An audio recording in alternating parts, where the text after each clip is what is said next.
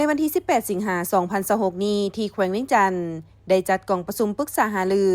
เกี่ยวกับเวียกงานช่วยเหลือผู้ขอร้ายจากระเบิดบ่ทันแตกอยู่สปป.ลาวโดยการเป็นประธานของท่านบุญเพ็งศรีสวัสดิ์หัวหน้าองค์การคณะกรรมการคุ้มครองแห่งชาติเพื่อแก้ไขปัญหาระเบิดบ่ทันแตกที่ตกค้างอยู่สปป.ลาวพร้อมด้วยผู้ต่างหน้าจากแขนงการที่เกี่ยวข้ององค์การจัดตั้งทางสังคมและแขกที่เชิญเข้าร่วมอย่างพร้อมเพรียงท่านบุญเพ็งศรีสวัสดิ์ได้กล่าวว่า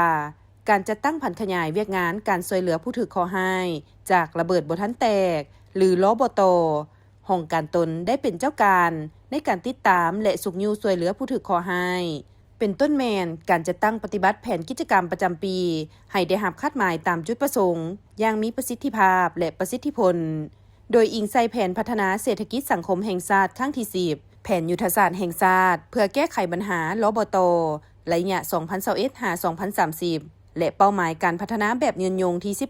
18 ในระยะผ่านมาการจัดตั้งปฏิบัติบรรดากิจกรรมที่ติดพันกับการช่วยเหลือผู้ถูกขอร้ายจากลบต.มีหลายๆด้านได้รับมากผลเป็นที่น่าพอใจ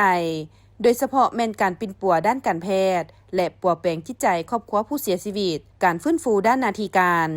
ารส่งเสริมการฝึกอบรมวิชาชีพและสร้างเศรษฐกิจครอบครัวการให้คำปรึกษาด้านสุขภาพจิตการปรับปรุงนโยบายกองทุนปิ่นปัวของอเมริกาสำหรับผู้ขอร้ายจากระเบิดบ่ทันแตกที่ตกค้างอยู่ลาวการทางแผนยุทธศาสตร์การช่วยเหลือผู้ถูกขอร้ายในแขนงการแก้ไขปัญหาระเบิดบ่ทันแตกที่ตกค้างอยู่ลาว 2027-2030 และอื่นๆในกล่องประชุมได้นำเสนอนโยบายกองทุนช่วยเหลือด้านการแพทย์ของอเมริกา